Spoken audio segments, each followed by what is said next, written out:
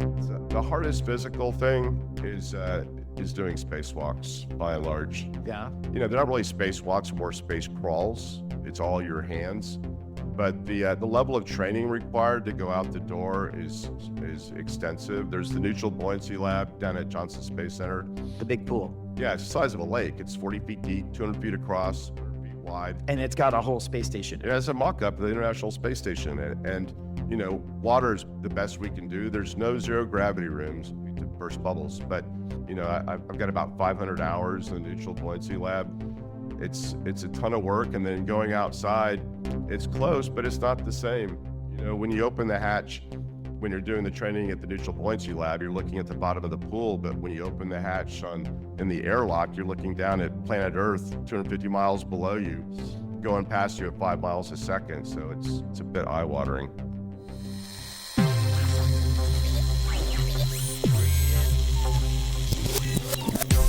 Welcome to Austinpreneur, our show about the stories that made Austin, Texas a global hub for startups. The show is produced by Capital Factory and hosted by me, Nick Spiller. As a reminder, by joining Capital Factory, you can plug into the ecosystem where the stories on this show were set. Learn more about us at capitalfactory.com.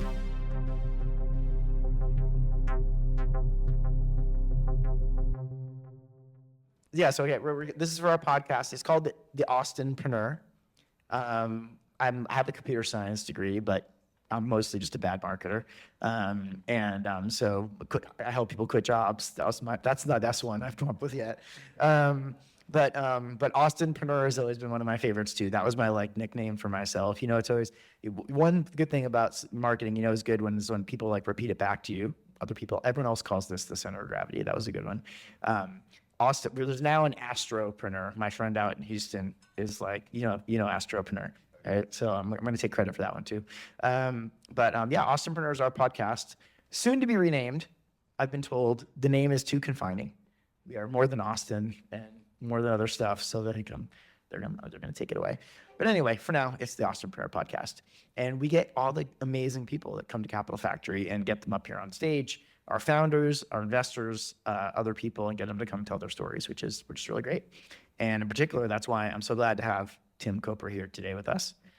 Tim's got, he's one of those people if I just read his, the last thing he did, you'd feel bad about what your life and what you've accomplished. But if you read all of them, it's superhero level kind of stuff. And in the military and as an astronaut, and now as an entrepreneur and as a leader, as an executive. And so he's been in the space industry forever. He's been up in outer space, probably the only one here that's actually been in outer space without any assistance from medication. Not looking at anybody in particular here.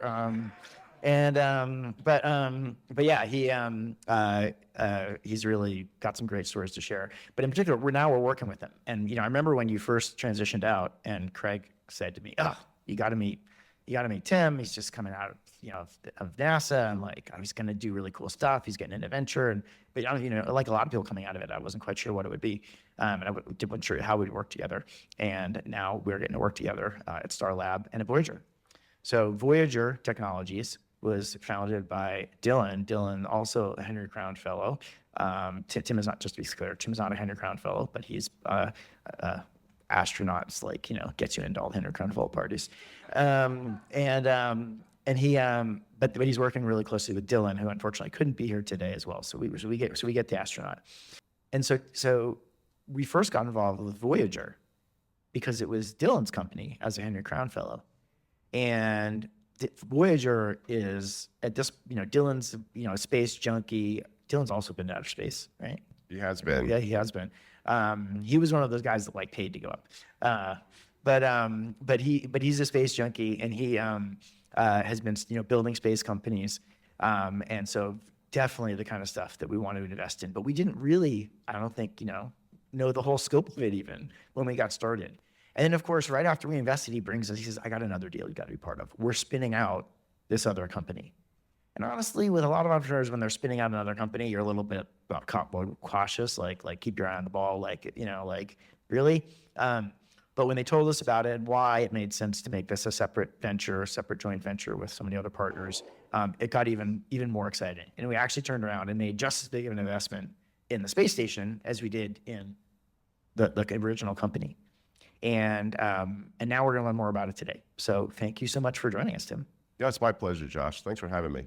So I guess first off, just tell us a little bit, for the layman out here, how do you become an astronaut? How do you become an astronaut? So there's a long If you're path. not buying your ticket. Yeah, it's actually maybe it's a harder path to not buy a ticket. Oh yeah. Every path is a little bit different. My path was being an Army aviator, an experimental test pilot, worked on the Comanche helicopter program for a couple of years, and then NASA invited me to work at NASA for just a couple of years and join the astronaut corps. And what NASA needs is this unique combination of operational experience and technical experience, but also people that play well with others, because the missions on board the International Space Station are at least 6 months at a time. And, it's definitely a team sport, and you have to be able to play well with others. I mean, it's real superhero stuff, right? You got to be physically fit. You have to be mentally really tough to be able to deal with all these different things, and so socially, emotionally, to deal with all these people. And you got to be all the things you would think to just know enough to be an astronaut. And then you still got to be able to do something else probably, right? So it's There's always something else. Pretty amazing. Yeah. I mean, why are you up there? Well, it's not just to be an astronaut. You're the doctor, you're the science, you're doing something else, right? You're doing all this research. So yeah, super, super cool. So what was it? Give it, those of us who might not know, what's the business model as we start to think about it right now? And we're gonna talk about the transition. What's the business model of the current space station? Yeah, so it's a great question. The International Space Station has 5 international partners: United States, NASA, European Space Agency, Jackson, Japan, Canada, the Canadian Space Agency, and the Russian Space Agency. And it was really put together, one, because of international relations, but also this ambition that went back even into the late 80s and the 90s, was reformulated from Space Station Freedom, passed Congress by a single vote, really because of that, the geopolitical aspect of it and the international collaboration. But the ISS really is an amazing engineering feat, but not really purpose-built. And there's been some amazing fundamental research that's been developed on board, but it's really been about these international collaborations, people working together for science. And NASA recognized that, it's been super important for this first phase, but now we're going to transition to a commercial stage, which allows the space agencies to meet their exploration objectives, and we can talk about what that means, but then also open that up to the commercial market. So not really a business case from a government perspective. The business case really comes in this next phase with commercial. But so right now, there kind of isn't a business model. Not really, A bunch no. of governments subsidize it. How does a company get a test on the space station right now? It's kind of complex. So actually the International Space Station is designated as a national lab. There's some funding for that through an organization. There are companies like NanoRacks, which is now incorporated into Voyager. It's a pipeline to get experiments to space station, works with commercial customers. So there's already the grassroots in order to make that into a business, but it's pretty complex. NASA makes things sometimes more difficult. Safety is very important, but there's also just a lot of complexity from a bureaucratic perspective. Yeah. So it's really kind of this big multinational conglomerate, and mostly subsidized, with people kind of just trying to get some time in there, right? How do I find my way to get some experiments in or other things like that? For sure. I mean, there's both the subsidies, but there's also commercial cases and some really cool ones that are proof points for commercial stations. Yeah. And so, and then why is that why must that change? Why can't we just keep doing what we're doing? What NASA wants to do, just like what they did when the space shuttle retired and they went to commercial, kind of air quotes commercial, because But you just hone in on why do we have to retire, just to make sure that's clear. Yeah. Why do we have to do this? Space station was actually designed for a 15-year life, above our planet, going around every 90 minutes. Wait. So it went up in 1998. It was designed to be there for 15 years. It's we're past life. So it was supposed to be done in 10 years ago. Yeah. Was how long it was designed to last for. Yeah, and the thing is that there's obsolescence with a lot of the hardware. There are cracks in the Russian segment. Thankfully, they patched some of those up, but there's recognition. Just the Russian needs to be segment. retired. Yeah, just the Russian segment. There's some creaks that are unusual, so I don't know anything about those, but it is time to make that transition. And what's going to happen to it? Well, it's going to get put into the Pacific Ocean. So SpaceX has a contract for $843 million to deorbit the ISS, the biggest piece of space hardware that's ever been deorbited. Thankfully, the Pacific Ocean is a really big target, and so it'll come down around 2030 timeframe. But there's an imperative to make sure that we have a replacement in advance of that. One, from a geopolitical perspective, the only new space station is the Chinese space station, which they're currently using for a lot of military applications, like designing alloys for their hypersonic program. But also, my view, especially it's kind of a Texas-centric opinion, but we've built a national capability of putting humans in space, not just through Johnson Space Center and the rest of NASA, but all of those companies that are, especially in that region, that work together to put humans in space in a safe way. And so to have a gap means that all those small companies go away, the bigger companies pivot. So we need to maintain this continuous human presence in space. And now there's ability to have a business plan around it where you can make money, but also meet the exploration objectives of the different space agencies. Got it. Okay, Brian, just epiphany. We need to get Ben Lamb connected to this. Space station, old one, underwater. It's a scuba diving theme park. I see it. Ben would be That'd be totally cool. into this. Yes, this is the next spin out. Yeah, I'll lead Voyager. the tours. That'd Yes, be cool. it's going to be the underwater tour of the old space station, scuba diving. Okay, so now let's talk about the new space station. So NASA is effectively funding it, but like a lot of things today, meaning they're going to put in a lot of money towards helping make this happen. But unlike other things where in the past they would do that and own it, this is more like the way they work with all of our other startups, where they just kind of help to do the R&D and get it launched, and sign up to be a big customer and use it, but you own it. Yeah, that's exactly right. So it's a public-private partnership with NASA.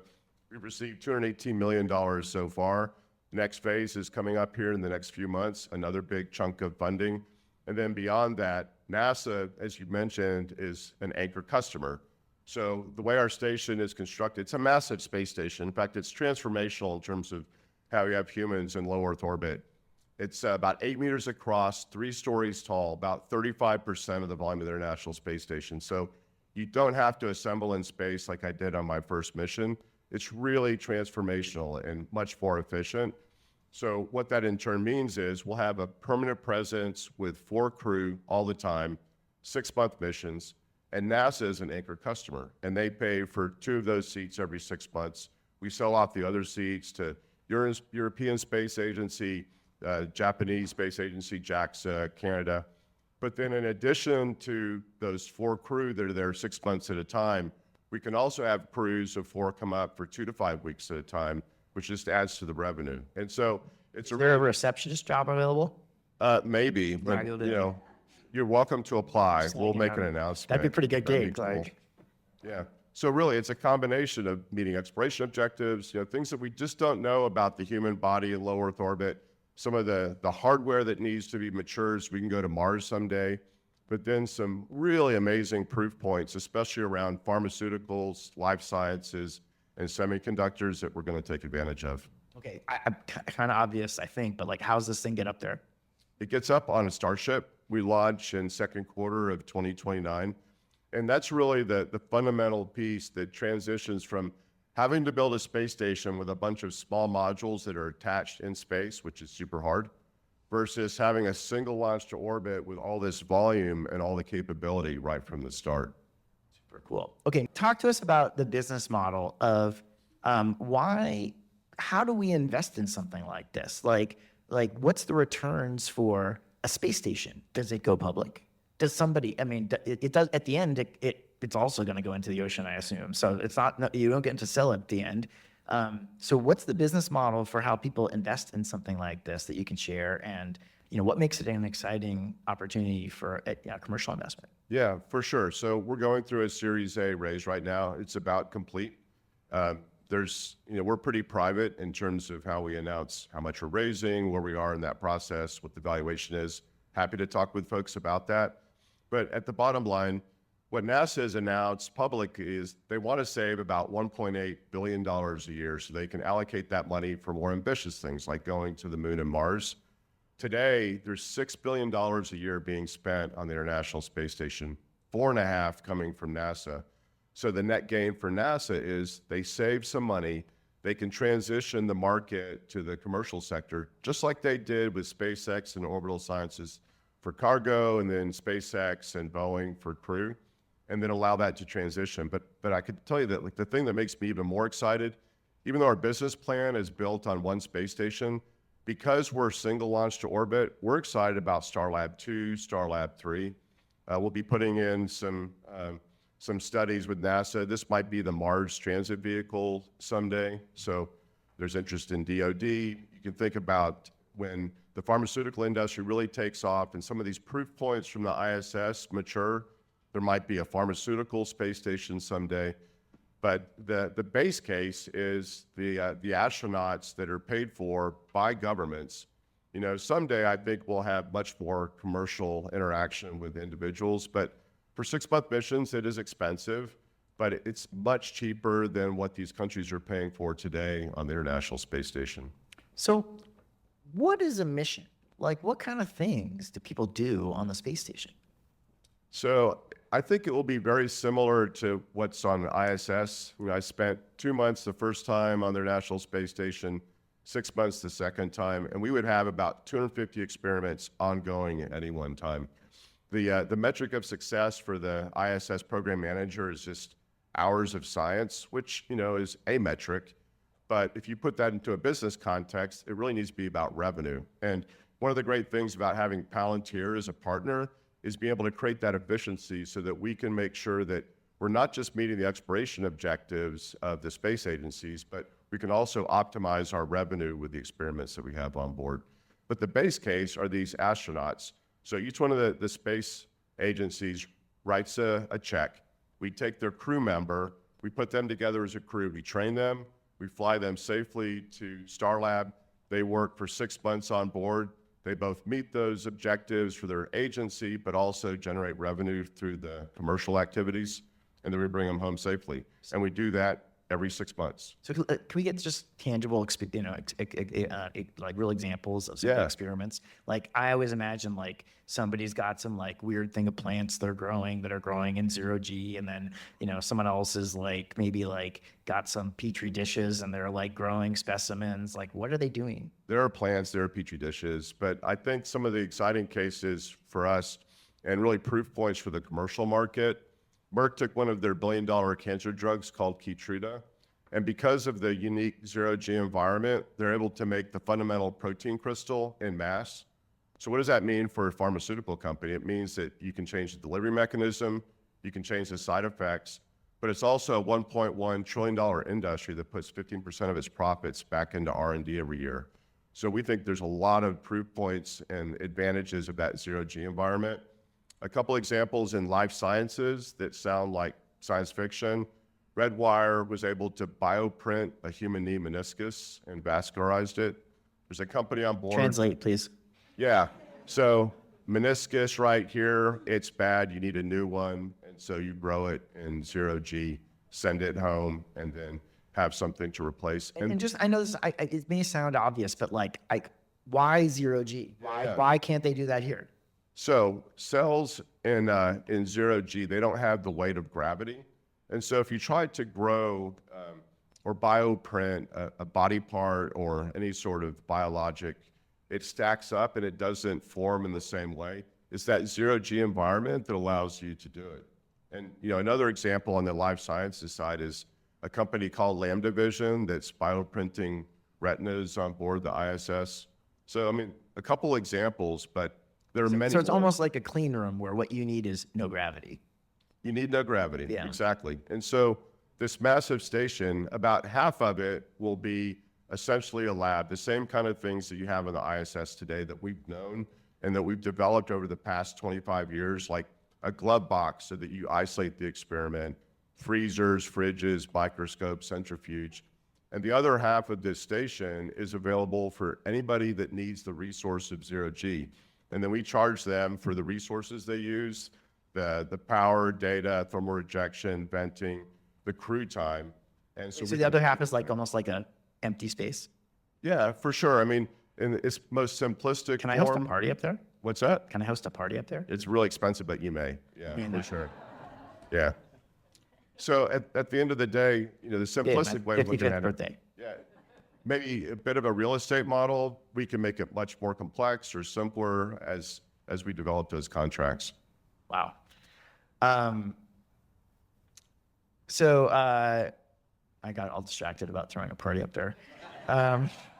You know, it takes a long time to plan a good party. So I know, right? Like, I mean, I'm not afraid to. I'm a long-term planner. Oh yeah, I remember now. So, you know, one of the things I love about technology and in the business we're in is, you know, I get this vision into the future that to me often seems very obvious, and you know, not everybody else might see right away. And so, you know, there are a lot of things. You know, I think a lot of people here might be experiencing that around artificial intelligence right now, or maybe we're a little bit more on the cusp and we're like tasting a little bit of what's coming. So, like, what can you taste? Like, what's going to happen next, you know, in the first couple, you know, to guess 2030, you know, on the space, when we have all this unlocking, what's some of the things, you know, we're going to solve, we're going to figure out, we're going to be able to do that we haven't done yet? I think we're going to learn an amazing amount on all things life sciences. I think we'll develop new drugs that we couldn't envision otherwise. The zero-G environment is going to reveal some things that we've already gotten proof points on. I think it could involve genetics, personalized medicine. You know, you combine that with AI, the edge computing we do on board, so that we can do a lot of the processing there and then iterate on the experiments. And then one of the things that's important to us is also to create the terrestrial environment, because the space economy, it's really burgeoning. It's very nascent at this point. So be able to coalesce the principal investigators, and we're doing that at Vista with the Ohio State University, iPark in Japan, Innovation Park in Dubendorf, Switzerland, coalescing those discrete examples. I think there'll be a lot more personalized medicine. I think we'll be able to find the ability to grow crystals that impact semiconductors, that improve performance by more than order of magnitude. Maybe not for our iPhone, but certainly for exquisite purposes. So, I mean, those are just Continue to keep Moore's law moving forward. Yeah, let's break it for sure. Awesome. Our friend Mike Fink is up on the space station right now. And so I think this is going to be his last journey, hopefully. And then I'm guessing he'll be, maybe there'll be a chance to pull him into some of this other stuff we're doing too. I can't wait. Yeah, as we for meet sure. all these other people. What do you think? What do you think he's thinking about right now up there? I think he's dealing with the same thing that every crew member does minute by minute. You wake up at 6 o'clock in the morning, planning conference at 7, work all day, take a bunch of photographs in between because it's really cool to take photographs of planet Earth. And then planning conference at 7 o'clock at night, talk to your spouse, take some more photos, go to bed, repeat, do it again. It's a pretty big routine. Yeah, it's definitely a routine. Yeah. It's a pretty cool routine, and you know, grateful. Anybody who's there is grateful to have that opportunity. But it's work. It turns out it's work. What's the hardest physical thing about that experience? The hardest physical thing is doing spacewalks by and large. Yeah. You know, they're not really spacewalks, more space crawls. It's all your hands. But the level of training required to go out the door is extensive. There's the Neutral Buoyancy Lab down at Johnson Space Center. The big pool. Yeah, it's the size of a lake. It's 40 feet deep, 200 feet across, 100 feet wide. And it's got a whole space station. It has a mock-up of the International Space Station. And you know, water's the best we can do. There's no zero gravity rooms to burst bubbles. But you know, you have a whole team of divers that are putting little pieces of foam and weight in your suit to try to keep you neutrally buoyant. But it's mentally and physically taxing, and You know, I've got about 500 hours in the neutral buoyancy lab. It's a ton of work, and then going outside, it's close, but it's not the same. You know, when you open the hatch, when you're doing the training at the neutral buoyancy lab, you're looking at the bottom of the pool, but when you open the hatch in the airlock, you're looking down at planet Earth 250 miles below you, going past you at 5 miles a second. So it's a bit eye-watering. I assume everything I've ever seen of like actually launching into space, it's a very like rough. It's like a very rough airplane. You know, like a really bad turbulent airplane. Is that still what it's like? It's actually not that bad. Yeah. I mean, it's 3.5 Gs, so that's not a normal plane ride. Yeah. It's all through your chest. It's a very heavy airplane. It's a really, really heavy airplane. I mean, there's a lot of shake, rattle, and roll, but it's not terrible. Coming home can be a lot different. Space shuttle was very gentlemanly, lands on a runway, 1.6 Gs max. Coming home on a Russian Soyuz is like Mr. Toad's Wild Ride, the most violent amusement park ride you could possibly imagine. But So coming down scarier than going up. Oh my gosh, yeah.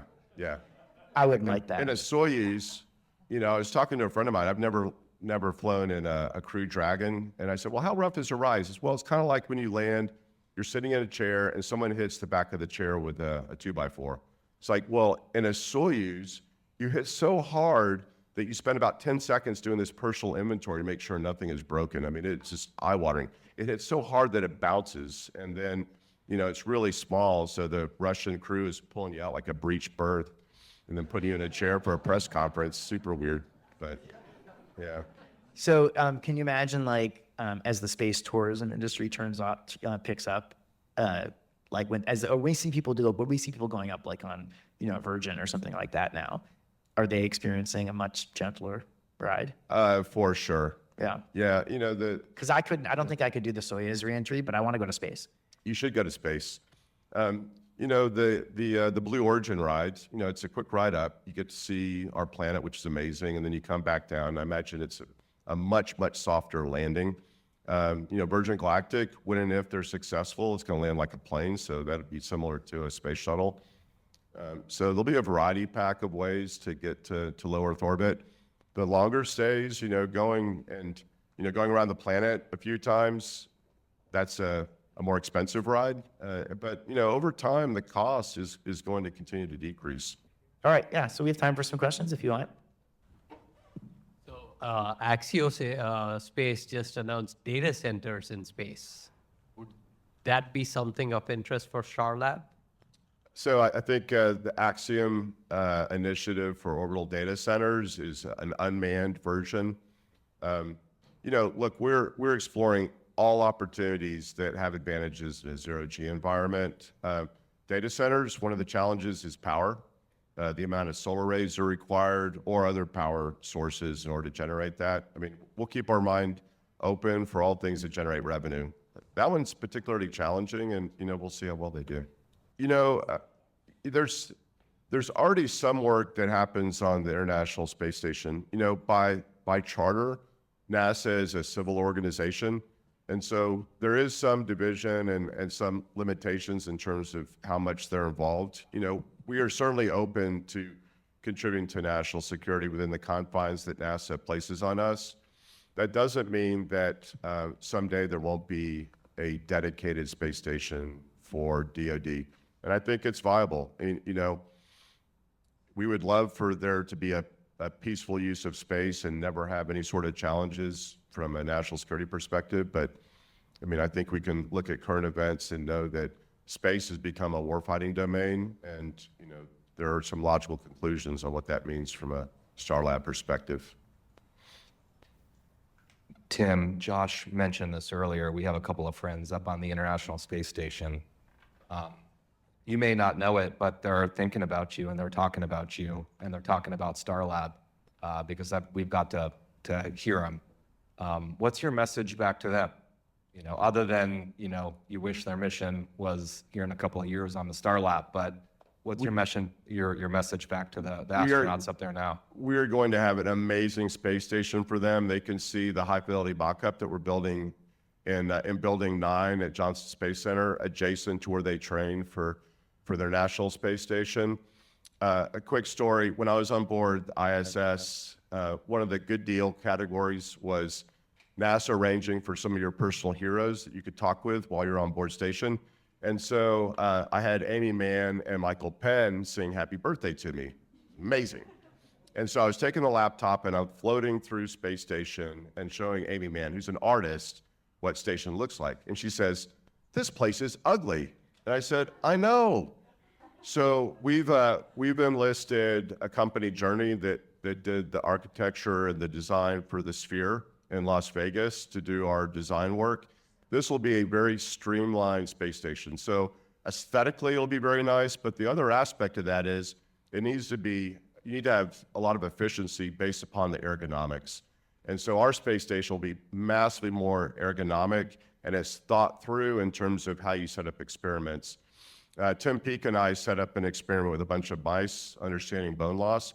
It took the better part of a day just to set it up, because you think about it, it's like a bunch of small rooms, and then to set up an experiment, all the ancillary equipment is like in your closet 3 rooms over. It took forever.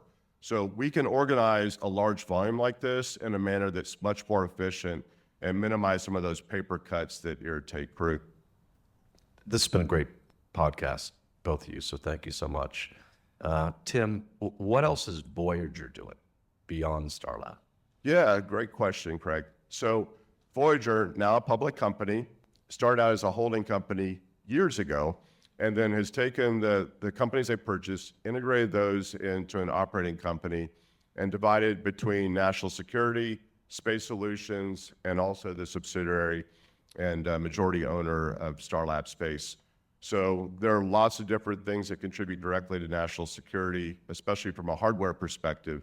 Software-defined radios, sun sensors, star trackers, a capability set for solid rocket motors that can be throttled, a very unique capability set.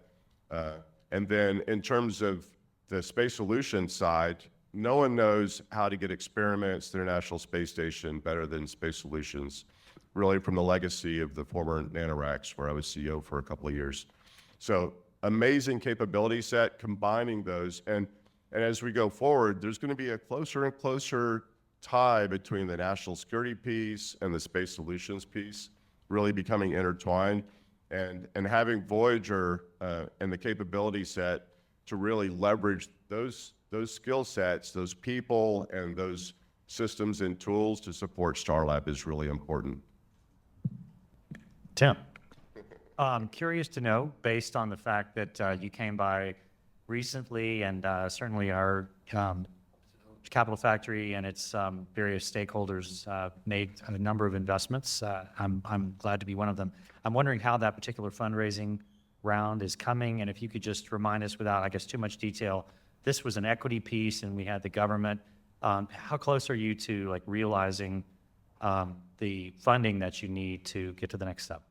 Yeah, for sure. So I don't think we publicized the round for the Series A, but it's about complete. The next phase is another Space Act agreement, which is a funding mechanism that NASA uses. It's a grant. And this next phase, in all likelihood, probably late March, early April, NASA will select 2 or 3 that are selected as part of that. There's frankly really 3 viable competitors. That's part of the Space Act agreement. And then the next phase after that, which we don't have a date for, are the services that NASA purchases at least 2 years in advance of flight. So you can look at that timeline. We have our raise. There's some other components that we're working on that I can't talk about. There's the Space Act agreement, and then the services contract, in all likelihood, in early 2027. What's cool about that is, at the end of the day, the government pays for the majority of the space station. We use those services contracts for our CapEx. And maybe just a couple of words about the overall approach of building a large hardware integrated system like this. So we are not vertically integrated on purpose, because if you think about vertical integration, the poster child for vertical integration is SpaceX. They're going to build hundreds of rockets. We're building 1 space station. We'll eventually build a second and a third, but the business plan based upon 1. But also, when SpaceX vertically integrated, the supply chain was not nearly as mature. So we've been able to identify the best-in-class suppliers for each one of these subsystems. So then the challenge for us is making sure that once we have them under contract, they're on schedule, on cost, on quality, and then do the assembly, integration, and test. And so bringing that up because that CapEx, by and large, is paid for by the government. And at the end of the day, we're a services company for professional sovereign nation astronauts so they can meet their exploration objectives. And then we can also take advantage of those things you can do in zero-G that can't be done on Earth. Awesome. Well, I think we're just about out of time. I really appreciate you joining us. I'm so glad that we can be part of StarLab and of Voyager. It's, there are things that I just never imagined we'd ever do, ever, when we started. And investing in the space station would probably be way up there with like things I never thought we'd ever be doing. Even when we started this, this fund just a few years ago, just totally unimaginable. And so just super appreciate the opportunity to be part of it and to help, in any way that we can and have this community help any way we can. And just look forward to lots of success. Thanks, Josh. And we're grateful for all the investors. Thank you.